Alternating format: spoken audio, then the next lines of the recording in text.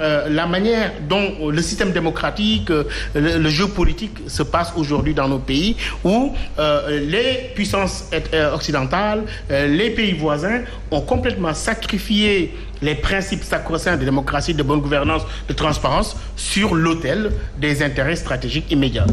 Alors, on a vu quand même que tout cela découle du forcing par rapport au troisième mandat. On se pose cette question, pourquoi les hommes d'État africains veulent s'éterniser au pouvoir? Bon, tout simplement, moi je crois le pouvoir rend fou en Afrique. Sinon, dans tous les pays, surtout la sous-région, les pays francophones, nous avons minimum 13 à 15 millions d'habitants. Si Dieu était choisi parmi ces personnes, tu restes des mandats, un mandat de 5 ans renouvelable une fois, il faut avoir la sagesse de dire merci à la population et rester comme conseiller et un modèle pour les autres.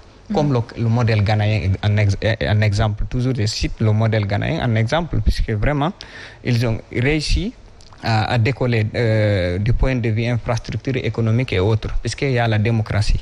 Donc, le pouvoir rend fou, c'est le résumé que je peux dire en cela. Et il faut, nous, jeunesse africains, c'est ce que je dis tout le temps avec mes amis et autres, il faut qu'on soit conscient et qu'on prenne notre destin en main. Sinon, ça risque de se répéter toujours, puisqu'en 3 mois, il y a eu 3 coups d'État en Afrique. Donc, en Afrique francophone surtout, le Tchad, le Mali et la Guinée. Et toutes les 3 leaders militaires là, c'est de la même génération. Donc c'est une éveil de conscience de la part des militaires, surtout jeunes.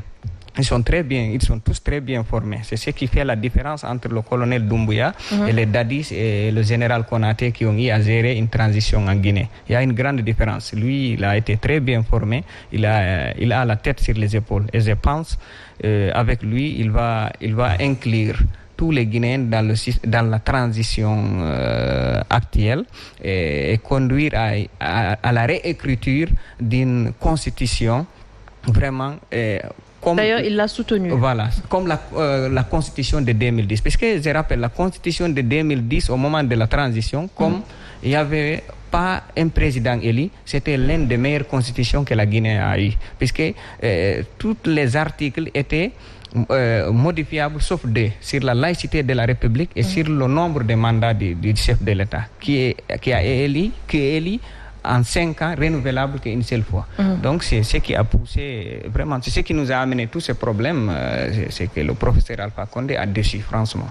Alors, on a vu le peuple guinéen, ici au Sénégal, quand même, crier soulagement par rapport justement à l'ouverture des frontières annoncées. Alors, quel impact ça peut avoir pour les Guinéens établis au Sénégal? Bien sûr, il y a l'impact